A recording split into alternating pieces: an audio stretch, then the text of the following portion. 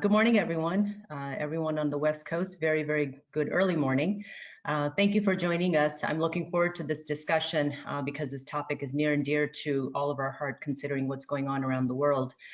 Before we begin, let me just give you a brief introduction of ForeOptics. We are a full-service supply chain consulting firm.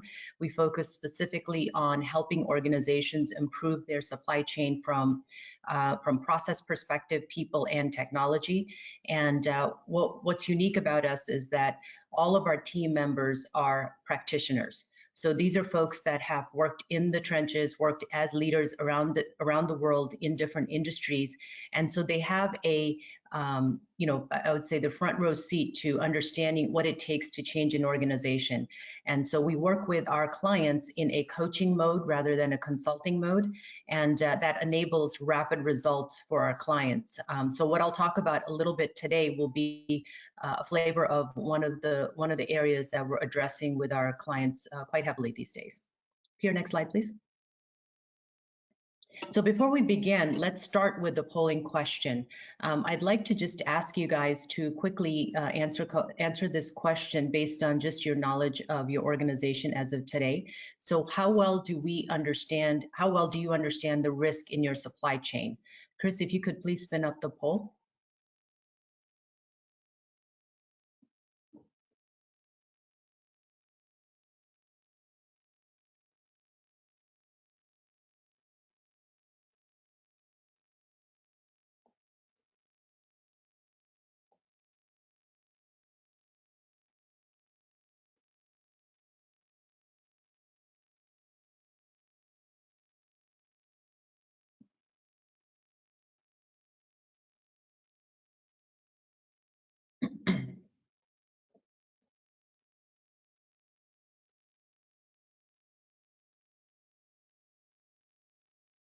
Great.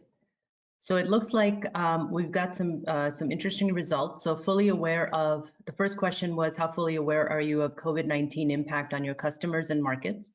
8%, not surprised at all. Many of us are in that same sort of area in terms of trying to figure out what this means for our business. And we're going to talk a little bit about that today, how we can get our arms around that. Rely mostly on the sales organization to give the demand signal. Again, not surprised with 27%. And do have some analytics to understand which suppliers are at risk, 58%, that's very good. That's a step in the right direction, absolutely. Rely mostly on buyers to know the supplier risk and performance, again, 8%. So these results indicate that we all could benefit from the conversation that we're gonna have today, so that's good news. Can we get to the next slide, please, Pierre? Okay. So let's talk about understanding the supply chain outcomes, because that's really the number one sort of area of concern for us, for most organizations. We'll talk about the what, the why, and the how. So if we go to the next slide, please. So, supply chains are not what they used to be, let's say 20, 25 years ago. In the last, I would say 25, 30 years, our supply chains have really become a web rather than a linear supply chain. So it's actually a misnomer to even call it a chain anymore. It's really a web because a customer, a company that may be a supplier is also a customer, is also a partner in most cases. And we no longer do business within our own geographic area. We are doing business globally. So the trends that we've seen globally impact us almost immediately. And we can see that with the various aspects of global economics that we've been experiencing in the last 6 months or so. So what's happened is it creates, so the network nature of the supply chain plus the global footprint of the supply chain creates a unique combination of risk that we haven't necessarily seen in previously, and not to mention the pandemic, right? So there's a lot of uncertainty in around the world today, and there's a lot of uncertainty in, well, how do I get started? How do I even get my arms around this? So let's talk a little bit about that. And that's why you need, these macro trends are actually the specific reason that we need a resilient supply chain. We need a plan for understanding risk, and we need a plan for understanding how to create that resiliency within our supply chain. There's some common principles that apply across industries, and across various sizes of companies. And not necessarily is there a cookie cutter approach, but those principles are tried and true, and they absolutely will help us get a better understanding of where the risk is and how do we actually mitigate that risk. Next slide, please. So there's, I think Sun Tzu said it best, right? In The Art of War, invincibility is a matter of defense. So if you have a good defense mechanism, you are going to be further ahead. So in order to defend our businesses in the times that we're facing today, we must understand the risk systematically. So that doesn't mean that when I say systematically, I'm not talking about IT systems. I'm talking about systematically go after each functional area, each specific trading partner in your network. So whether it's the customer, whether it's the market, whether it's your suppliers, whether it's your internal capability from a manufacturing perspective, from a distribution perspective, or even product vulnerability perspective. All of those are specific areas that you must look at the risk in a systemic way. And the way you do that is there's really four key principles. First is to understand the risk. Okay, so we'll talk a little bit about that. Anticipate a near and long-term future plan. Okay, so don't just focus on the current quarter, don't focus on the next 6 months. You got to look out at least 18 to 24 months and ask yourself, do I actually understand the impact of risk across that horizon? Do I have a game plan that addresses that risk specifically for each area of that time horizon? Because what works in the next 6 months isn't going to be the same thing that you're going to need in over the 18-month time horizon. Focus on range of change and response time to that change. So too often you hear companies say, well, nobody knows what's happening with COVID-19. Nobody understands what the market dynamics are going to be post COVID-19. So I really can't do anything about it because I know my plan is wrong, but I can't do anything about it. And to that I say, you know what?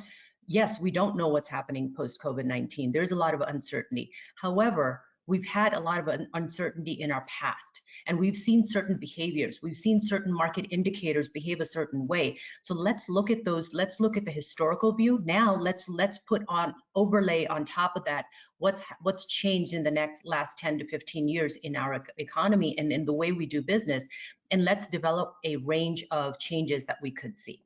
And then finally, develop a plan and implement the risk mitigation plan.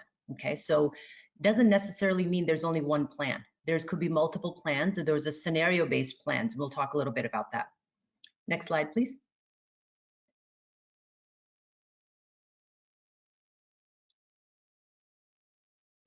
Okay, so let's talk about the first two steps. First is understand the risk. So it's very important to understand the business risk, and that business risk is looking at it from the solvency of a small enterprise to, are there certain markets and certain customers that no longer are in your best interest to serve, or you want to serve but you can't afford to serve them, so you have to go back to the drawing board.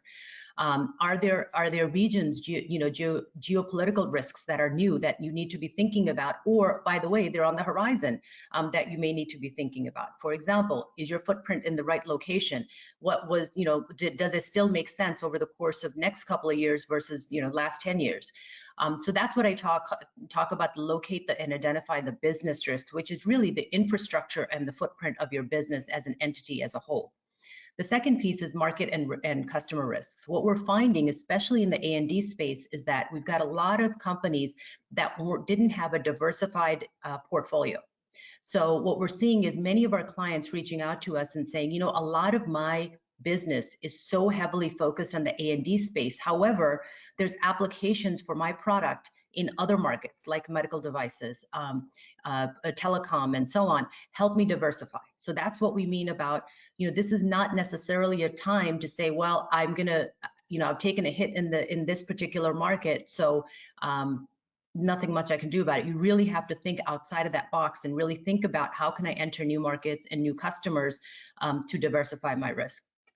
Product risk is another aspect. So we're seeing a lot of companies thinking about, I used to have a very diverse, geographic footprint, and perhaps, some of my locations aren't ideal anymore. How do I take back the risk that's inherent in my design solutions and in where my trading partners are? Delivery risk, lead time is a key element of it. Where you source your products, where you source your materials, and who are you doing business with around the world, and how long does it take for it to arrive. And oh, by the way, as we see this pandemic, across the world, what do I need? What did it expose in my delivery and my distribution profile of my product? And then the infrastructure risk, right? So cybersecurity and so on and so forth. All of those things have really come to light in this recent year or so. So let's talk about, that's really understanding risk. So that's what I mean by systemically looking at risk at each area, and together, what is the index of my risk, right, as a business? Then the next piece is anticipate near and long-term future. Demand planning. Too often people think I have a demand plan. The plan that I had 6 months ago is not is invalid. Absolutely true. It probably is invalid. So that's all the more reason you need to take a step back now and take a look at the demand plan you had, overlay the macro leading market indicators that are applicable to your specific business, and really understand what the scenarios could be. And this should be done by product area and by specific market area. What could you see? What kind of upticks could you see in specific areas as the market comes back? What kind of decline could you see further in specific areas and customers, and really create that scenario-based plan for yourself. Supply planning and sourcing strategies the same way. There's lots of data. It's really interesting. One of the things that Pierre will talk about is how we can leverage digital tools and digital infrastructure to learn about our supplier risk. It's actually one of the key risk areas for most A&D suppliers, because our supply chain is so deep. And much of the risk is in the tier 2, 3, 4 of our suppliers in our supply chain, and it's very difficult to see that risk. So we've developed some tools and capabilities that really help you get after that risk and understand it, and then, oh, by the way, develop a mitigation strategy that allows you to go, zero in on the highest risk products, high risk suppliers rather. No longer is it that I'm going to throw people at it. We just don't have that luxury. We have to really get smart about how we look at supply planning and sourcing strategy and our risk associated with that. And then finally, production, inventory, and delivery options. Stacking up inventory to the roof is not a strategy. It's not a growth strategy. It's not a strategy that most CFOs will allow us to deploy, nor do I recommend it. So really getting smart about how you're manufacturing, how you're producing, how are you staging your supply chain from an inventory perspective. Just because you can't stack inventory doesn't mean you don't necessarily have a warm supply chain that you can create for your production. And then obviously delivery options is, let's reimagine how we deliver our product to our customers, differently than what we have done in the past. And that will create opportunity for us in the future as well. Okay, next slide, please.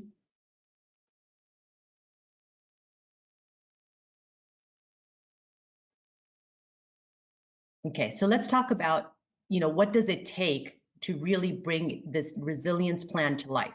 It takes focus, and it takes developing the plan and then implementing it. So as I mentioned before, focus on the range of change. Okay, what that means is your demand plan that you had 6 months ago may or may not be valid anymore, but that's okay.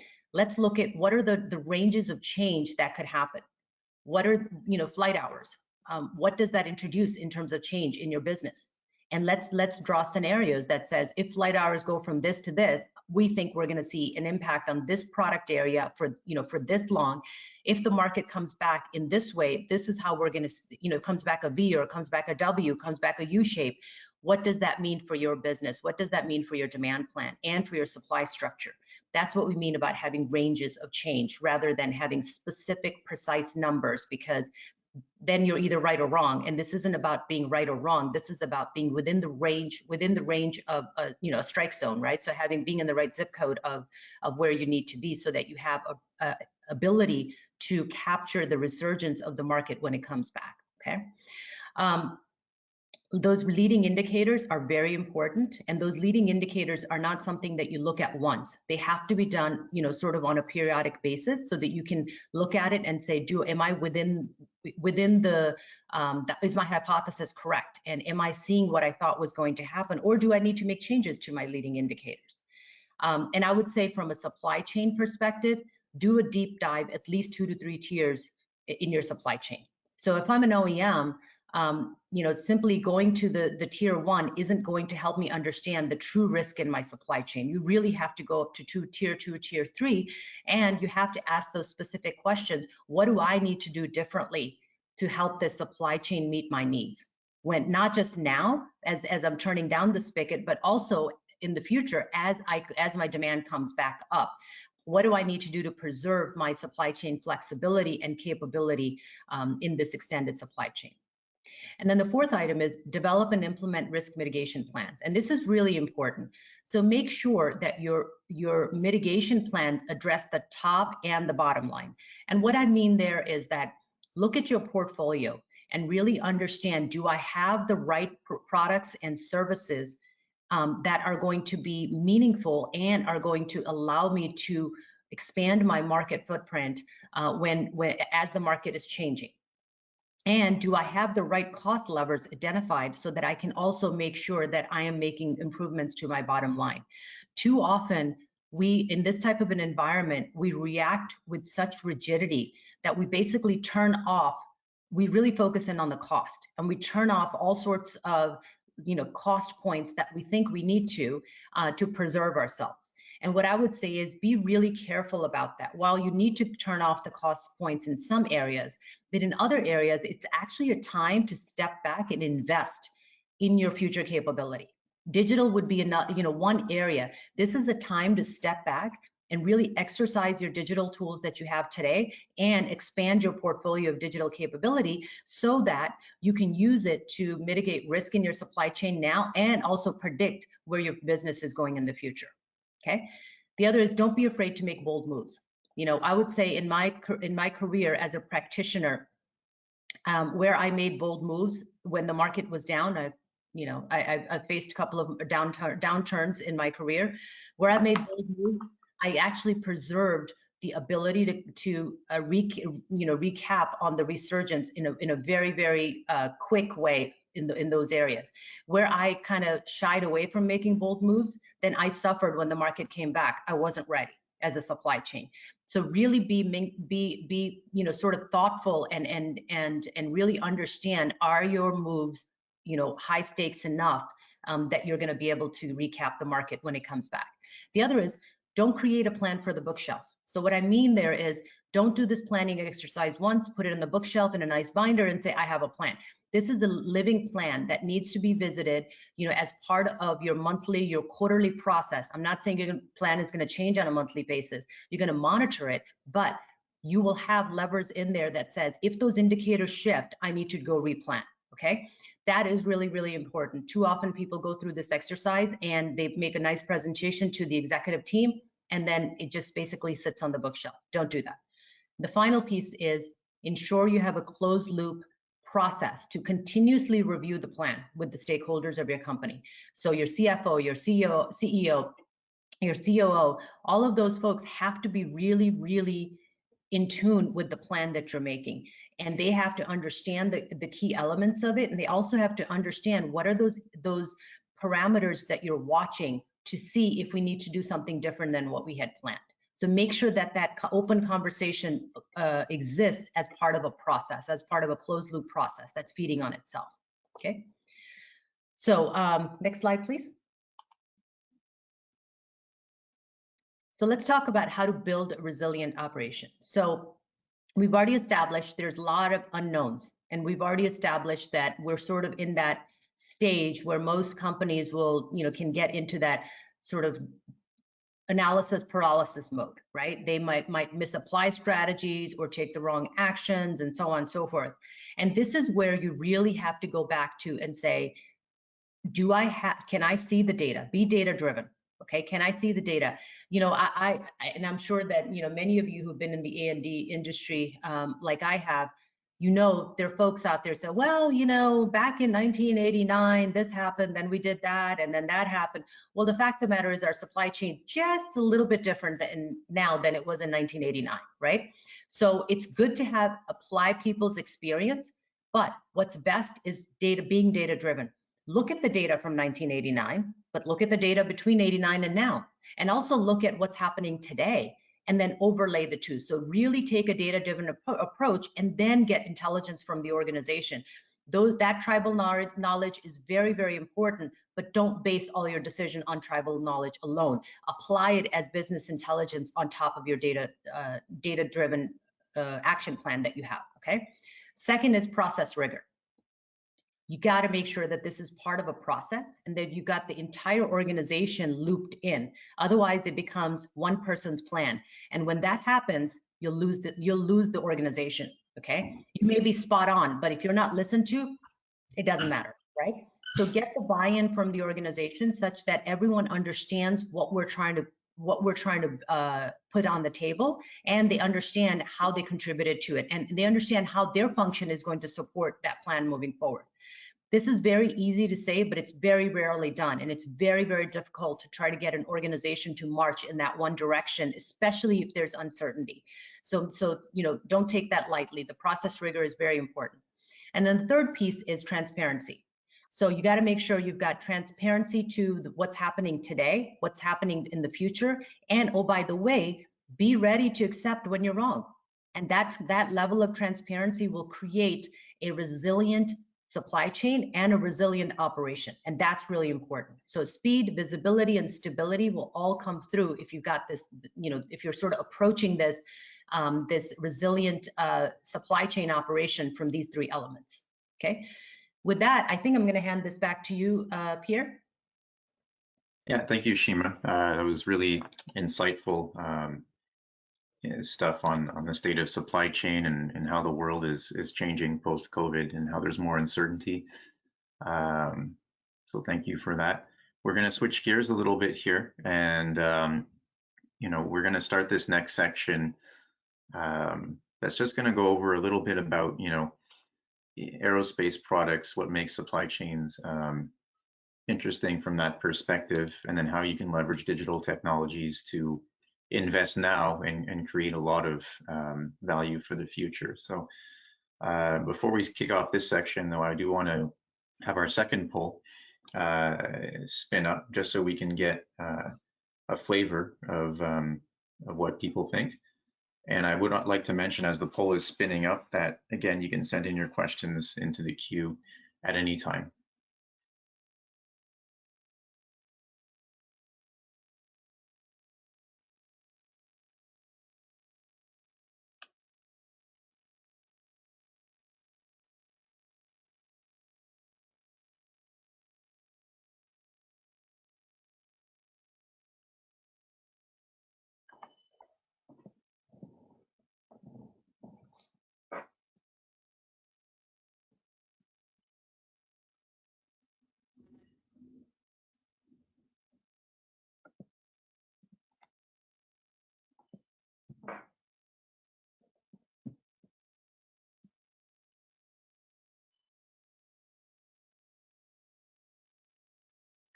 Okay, the poll is closing. Let's look at the results.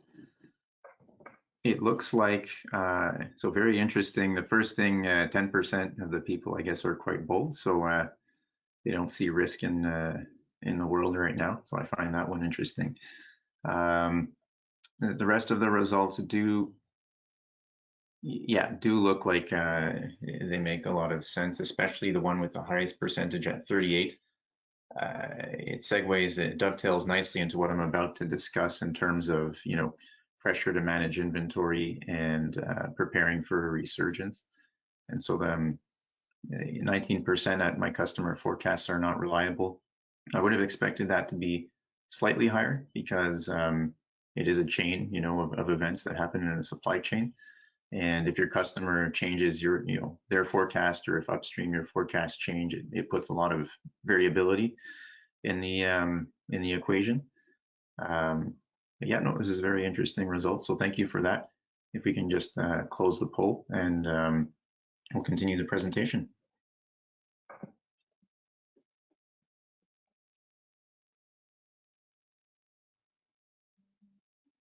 And so Seema alluded to the fact that, forecasts now are, let's say, less certain. They're not producing more like what if scenarios. Really, it's a good time for large aerospace companies to look into their operation and invest in quick time to value type of projects, especially if they have a digital thread, and especially if you can sort of leave something behind that makes you more efficient in the future. But what I'm trying to address with the slide you see here is what I call really the hidden cost of inefficiency. And so an aerospace product, I mean, depending what tier you're in and what you're producing, it can be very complex, very high quality, and you're basically managing a lot of components that go into these products. And really value, as a manufacturer is not generated until your components are put together and you've shipped it to the end customer.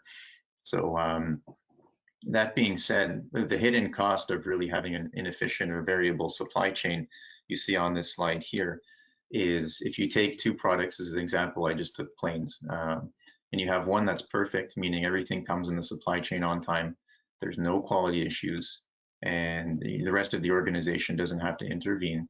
You assemble the product on time and you ship it out the door. The cost is nothing but the sum of those components plus the labor cost to put the product together, plus some material and some overhead that you need a plant, to build it. And so that's a perfect product. If you think of a product where supply chain is inefficient, either upstream or downstream, then you start to run into the hidden cost of inefficiency. And it's not just the fact that you have to carry more inventory. It's not just the fact that things aren't flowing smoothly and you're shipping late, which is also a factor. It's really that the deeper you go into the organization, where if you need operations and engineering to intervene on getting these components, onto the production line, every time somebody touches this a component, it adds to the cost of it. And so at a worst case, if you think of the other end of the spectrum of a perfect engine or airplane, you can end up with a product that costs, if every single component had to go through the quality system and get inspected and stuff, and there was non-conformances, you can have a product that costs, 40, 50% more than you think it does. And so for that reason, there's actually a lot of value to investing in these type of projects that we'll be talking about. So another reason I want to bring up on here why it's so difficult to implement is because it is a complex chain of processes, departments that have to come together in order to get a part onto a production line on time. And if you think, just the people that are on this slide, so this isn't exhaustive at all, but if you think you go and ask a supply chain director or something, what's your top 3 priority, what's top of mind for you, what's your biggest challenge, you might say something like, the demand planning is off. Every time the demand planning is off, I get yelled at. The parts sometimes, don't come on time as promised. There's delays, and then, I'm under the gun to go and fix it, right? So I'm constantly sort of having a feeling that I'm chasing. An ops guy might say, critical parts don't show up on time and we have to hold up production. I'm waiting for inputs from others. I don't have visibility into what supply chain is doing. Quality might be preoccupied with, non-conformance and FMEAs and stuff like that.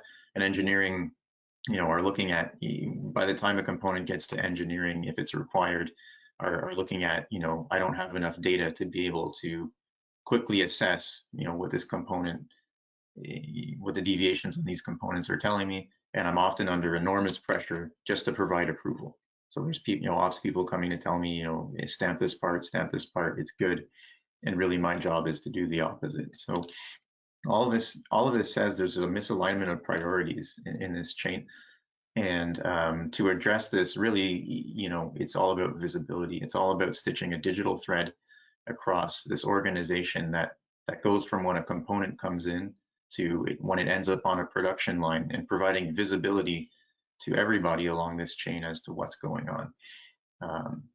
And there are, things that you can invest in today that will help you relatively quickly achieve that time to value. So here's just a quick snap of some analytics offerings that, we can put on the table that enable some of those digital insights. And this is really where, what Seema was alluding to, is impactful. We got to come in and assess and stitch that digital thread. Where is the data? Where is the data stored? How many systems do you have? Which data objects are being pinged and by who? And depending on how complex your setup is, we can stitch that digital thread relatively quickly and give you all the insights that you need. And here's just some modules that we can provide as part of that service. And so moving forward on that, we'll nothing better than giving an example. And so here's an aerospace and defense MRO, because it's relevant to the people on the call today. When we come into to this particular MRO, it was a complex portfolio of various services. Basically, the customer OTD, or the on-time delivery, was a lot of manual effort and phone calls and driving and heroics and firefighting. The turnaround time was 30% above the target, and there was on a naturally high inventory. Given that there was so much pressure on the supply chain, they were taking the tactic to order more than you need to make sure that if you order 10 components, maybe 4 will come in when you need them. But what happens when those other 6 come in and they're not flagged to go on a product, right? That's something that you have to carry as a company.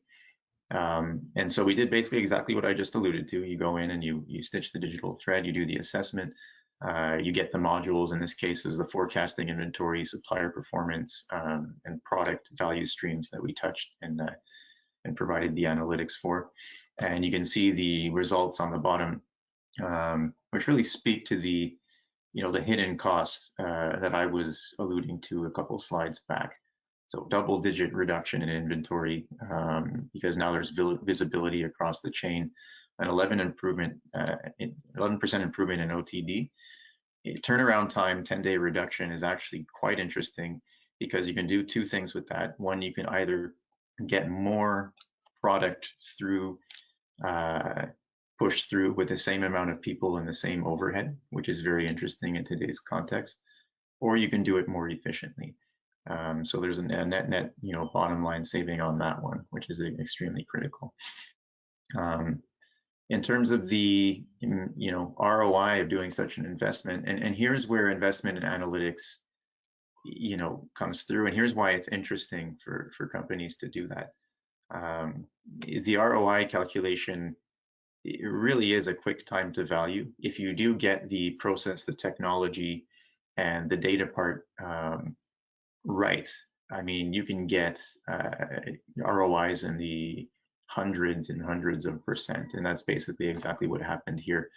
For a small initial outlay, which is the assessment and the data engineering and the mapping, and the recurring cost of the service provided with continuously making sure that the analytics platform as a service is spun up and working, with all of the metrics that were driven on higher up on the last slide, you get a recurring benefit of over $1.5 million.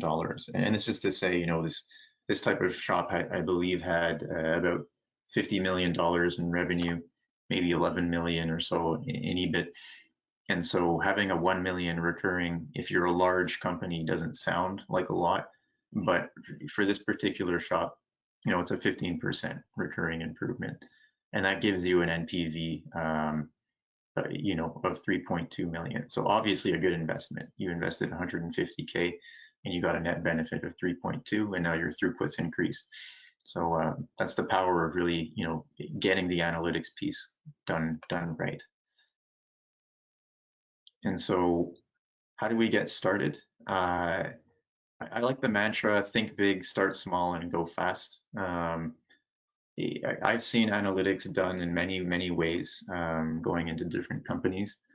A lot of the times it's think big, start big, and then it ends up slowing down. And what I mean by that is a lot of the investment sometimes has to do with, I have to have this sort of large enterprise system in place before I can even get going. The point is the technology exists today for quick analytics, point systems to come and come on top of your workflows and match exactly how people are using it. And so the technology is really not the main driver, or shouldn't be the consideration. And so you should think big. So take the time, as Seema was saying, to assess, make a plan. You have to understand exactly what problem you're solving, exactly what the metrics are that you'll be driving, set up those measurements properly, ask the right questions to the data people in your company. But then you take that sort of concept and you start by stitching it for either one supplier or one component end to end. And the reason why you do that is you're going to learn things along the way. And when you learn those things, you adapt your analytics package so that it becomes as automated as possible. And then you can scale it up really easy to the rest of the, the components or the rest of the organization. Where I've seen this go wrong again is you think big, then you start big. So you try to fix, the entire ecosystem. And as you saw a few slides back, it's very complex. It ends up, running out of time and money, and then you're a year or 2 years into your journey, and you still haven't reaped the benefits of what you wanted.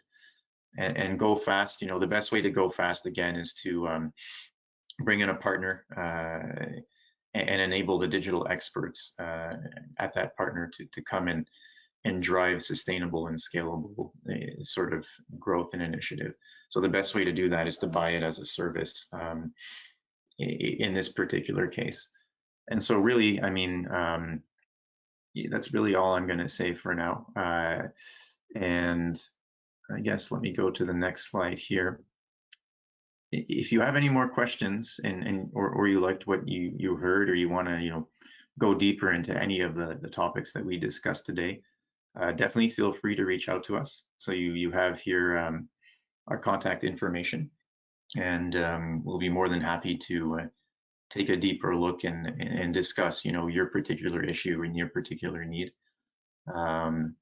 And so I'll leave this up here, and we'll now transition. I believe we have about 15 minutes left, and so we'll allocate that to the question and answer period.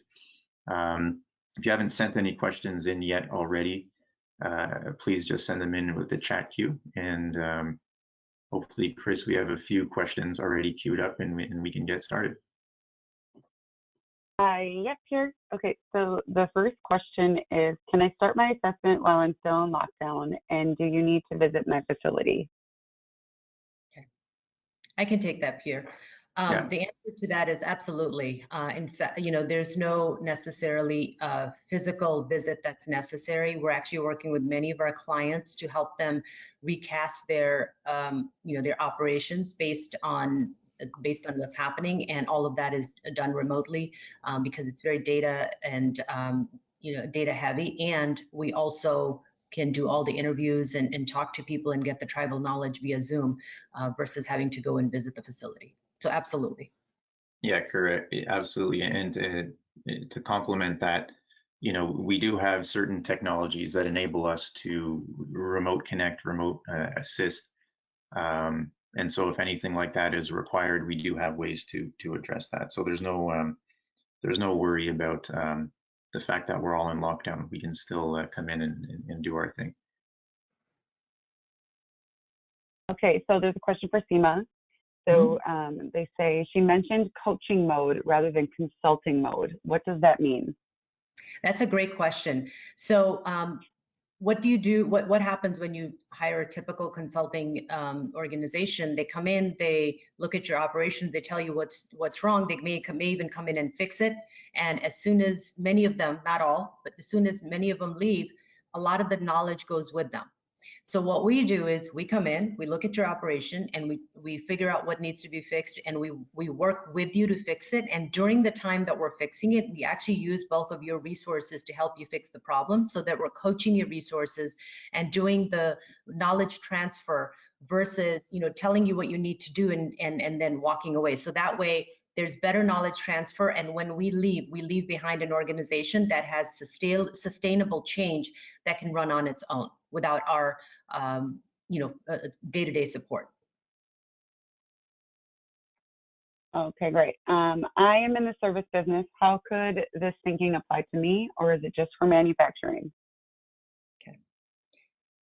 Yeah, that would be one for you, I believe, Seema. So if you can Yeah, address that thank one. you. Thank you.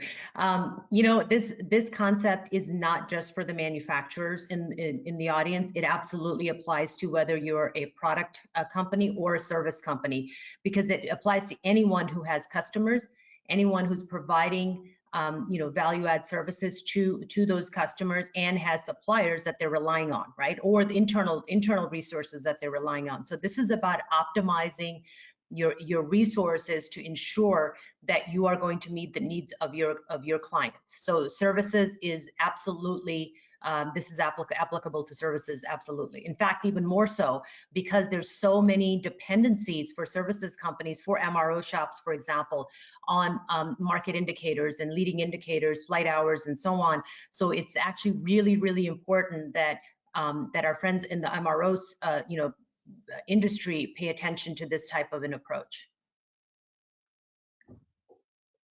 I'm not sure if you guys answered this already, but I'll ask it just in case you haven't. How long does the assessment process take? Right. So let me just go back to this slide here. And so the assessment process, which is the front end piece, really, I mean, 3 to 6 weeks, you can start to get, value directly from us coming in and asking the right questions and realigning the processes and making recommendations. The design and develop phase you see here, depending on the complexity of the systems and the data we deal with, usually about 2 to 4 months while we go in and stitch together the digital thread. And then deploy and optimize is always an ongoing thing. So because you're purchasing it as a service, as your company adapts and improves and you start to get those results that we see, deploy and optimize really is continuing the conversation. So that gives you a rough order of magnitude of how quickly you can go in and make the assessment and provide the different analytics modules and maintain them.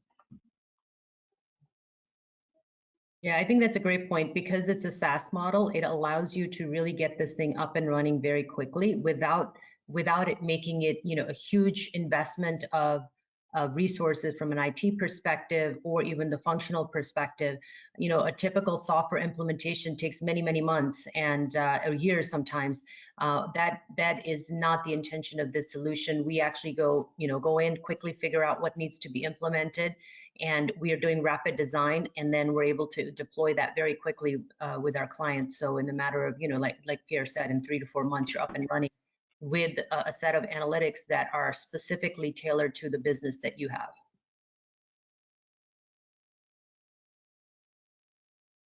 Great. There are no other questions at this time. Okay, great. So, if there's no more questions, I suppose we'll give you 10 minutes of your life back. And we really, really appreciate, people coming in and joining and listening to this presentation. Hopefully it was valuable for you and you learned, a little bit about some supply chain risk and how you can address it.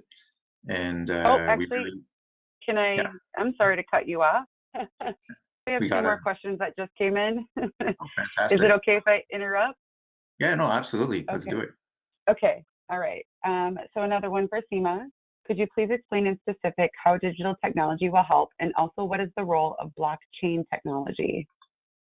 Yeah, sure. So, the way digital technology helps with this is that it gives us the tools that we need to be able to ask, specific questions and get insights that we weren't able to get before. So, most organizations have not had an opportunity to reach into systems and get data very, quickly and really be able to get to the information that you need. So this isn't while I say it's not just about technology, the digital technology is the enabler that allows this. So really what's important here is that we are stitching the process and the process, people, and the technology thread together. That's been talked about for, decades, that they need to work together.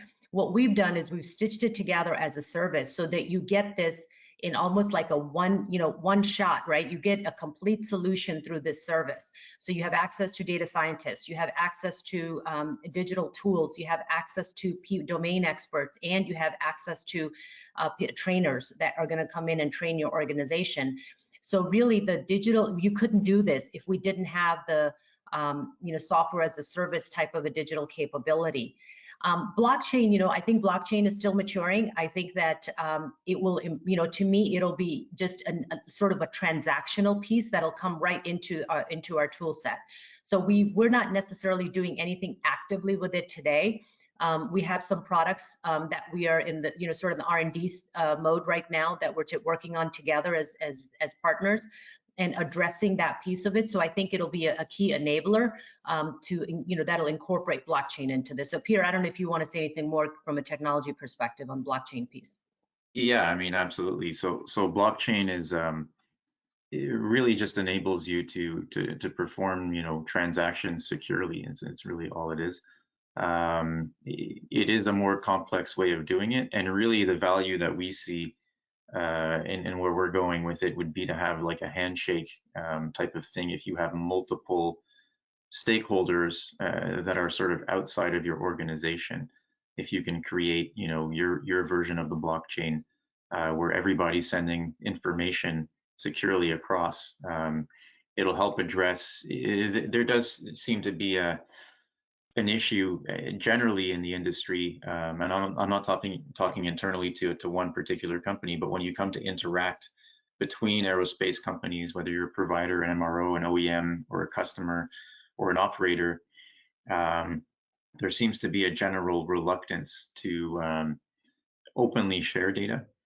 And so we see, blockchain in the supply chain context being able to help, address that piece of it and integrate a lot of the logistics and services across the industry. But that's, a much broader sort of use of it. So yeah, that's my view on blockchain and supply chain. Yeah, and I just want to, just reiterate one point about this. One of the things that is really important to remember is that we're not looking for new data that doesn't exist. All of these analytics are based on data that regularly flows in organizations and across organizations. So all of this information already exists in your systems. So we simply are going in, reaching in, and creating context based on the process that we're trying to enable. And so what I say there is that we're creating analytical fluency in an organization. And that analytical fluency is what is going to give you the strategic advantage, because you already have the data, that already sits in your systems. And this is really reaching in, creating a model, and then allowing you to see what that says about your own business. Okay. Chris, next question. Okay, great. It is, my apologies, I just lost it now. Okay, what is the main cause of delays in production that the panel has identified? I'm sorry, say that. Sure. What is the main cause of delays in production that the panel has identified? Okay. So, I think, in my experience, and Pierre, obviously jump in, you've got a ton of experience in the A&D space as well. In my experience, there's no, silver bullet, unfortunately. We all look for silver. I've spent my entire career looking for silver bullets, and they just don't exist. But there are a couple things that I would say that contribute to delays in production. One is the volatility in the supply chain. So the time that you get a signal from an OEM to the time that it goes to, tier 3, tier 4 of the supply base, the bullwhip effect is ridiculous. I mean, we're talking 4-5x in terms of the volatility in that supply chain, in that signal. So what happens is and now think about it, that's where the signal is actually making its way, right? It's the old telephone game. This is what I want. By the time it gets to the 4th or 5th party, what you said you wanted is completely different from what the 4th party heard, right? So that's one piece of it. The other piece is, I would say, is this: most A&D supply chains do not have a good understanding of where the risk is in their supply base. And what I mean about that is that Yes, they're always those suppliers that, you know, sort of this, they're always the ones that we have to be really careful about, we have to chase after and so on. I would say most organizations still look at that activity in a very tactical way. They're still throwing sort of expediters at it, you know, go get me my parts, let me get my, you know, I need to get this up and running today, I need to get, you know, so they're sort of looking at it in what do I need for this week, this month, and expediting those products. And what I would suggest is what we need to do is really deal with the demand signal and understand that volatility and understand where we don't, so almost like decouple the signal from where there's too much volatility and figure out different ways to plan the factory, right, for each tier. The second piece is really get our arms around systemically what the suppliers are doing and what their root cause is for lack of performance, and how do we go and help those suppliers either come up to speed with what they need or second source or third source, right? Because you can't continue to expedite and expect that you're going to have a resilient supply chain, right? Or rely on just expediting alone for a resilient supply chain. You really need that infrastructure on the demand side and on the supply side. Yeah, I mean, I would agree with that, Seema. That was really well described. I just generally, you know, most of the time the ops, like the production line and whatnot, is a pretty well-oiled machine, at least in the aerospace industry. And so really the major delay factors, like Seema said, there could be a multitude of them, come from, you know, getting the right pieces of what you need to build together at the right place at the right time. And if it's not going to come at the right time, knowing in advance that it's not going to come at the right time and why. And so that to me is, at least from you know, my experience and the sort of organizations that I've seen, seems to be the biggest issue. And so that turns into exactly the situation that Seema just described. You know, you end up chasing, you end up, you know, directors and VPs on the phone, where's my part, where's this, I need it, you're holding up the production line. And all that has to do with, you know, basically visibility across the entire chain. Okay, so we've got 2 more questions coming in. How do digital supply chain solutions help space industry? What specific supply chain problems and solutions available for space technology companies? Okay, I can take a stab at it first, Pierre, if you want to, unless you want to go first. I didn't really hear or understand the question. If you can just, and I think this will be, we only have 3 minutes, so we're gonna have to do the short version. Chris, if you can just quickly repeat that. Sure.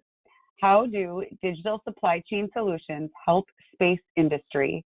The second part of the same question is, what specific supply chain problems and solutions available for space technology companies? Okay, it's specific to space technologies. I mean, Seema, if you want to take a quick stab at that.